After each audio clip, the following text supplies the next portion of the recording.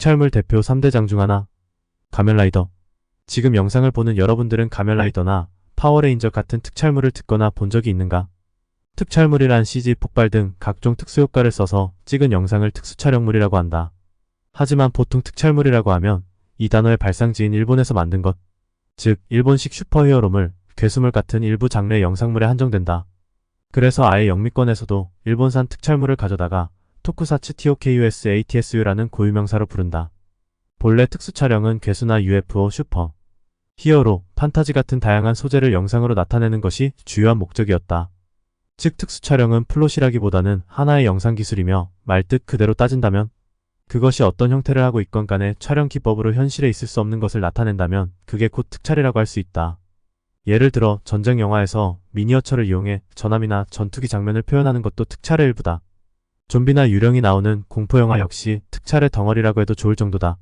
일본 영화에서도 특촬은 이와 같은 뜻으로 쓰였으나 패전 직후 전쟁 영화와 시대극 제작이 금지되면서 특촬 기술이 주로 슈퍼히어로물이나 거대 괴수 장르에서 쓰이게 되고 시간이 지나며 철저하게 전형적인 클리셰의 집합으로 이루어진 슈퍼히어로물 장르가 특촬물의 주류를 이루는 결과가 나타나 급기야 특촬물은 슈퍼히어로물을 가리키는 대명사가 되어버렸다. 예를 들면 초대 가면라이더의 경우 너무 저예산이라서 특촬 기술이라고 부를 만한 기술은 거의 쓰이지 않았는데도 불구하고 특촬물이라고 불린다. 가면라이더란 이시노모리 쇼타로의 원작을 바탕으로 한 일본의 특수촬영 TV 프로그램 혹은 이시노모리의 제작 협력으로 토에이가 제작한 최고급 히트 히어로 캐릭터와 그들이 출연하는 방송 프로그램의 시리즈를 뜻한다. 슈퍼전대 시리즈, 울트라 시리즈와 더불어 일본의 대표적인 3대 특촬물 중 하나이다.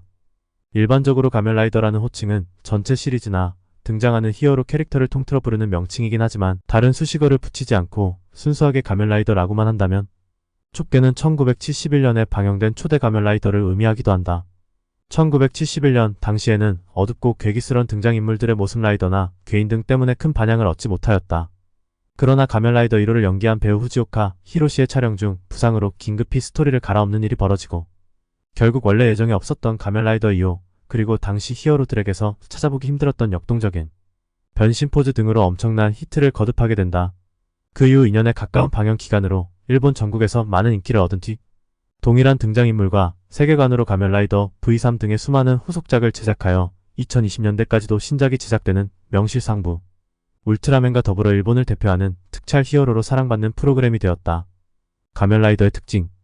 가면라이더의 대표적인 상징이라 함은 곤충을 연상케 하는 헬멧 디자인, 머플러, 오토바이 라이더 킥, 변신 구호와 포즈 그리고 변신 벨트가 있는데 이 요소들이야말로 가면라이더의 정체성을 나타내준다고 할 수 있으나 위의 요소들 대부분을 배제해버린 작품도 존재한다. 또 힘의 근원이 악의 조직 앤드 괴인들의 근원과 같다는 특징 역시 가지고 있다.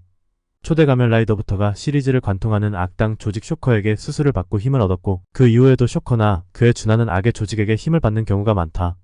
그런 탓에 악당이 가면라이더로 전향하거나 반대로 가면라이더가 악당으로 전향하거나 하는 경우도 왕왕 보이곤 한다. 이러한 특징은 헤이세이에까지 와서도 여전히 유지되고 있으나 간간히 전후 관계가 다른 라이더가 나오기도 한다.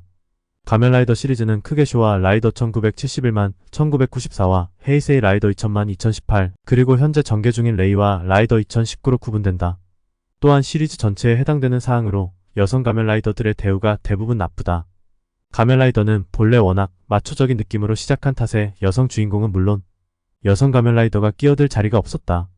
쇼와 시리즈에서 전파인간 태클이라는 여성 유사 라이더가 등장하지만 정식으로 가면라이더의 칭호를 받지 못했고 헤이세이 세 번째 작품인 류우키에 와서야 그것도 극장판과 TV 스페셜에서만 등장하는 단역이었다.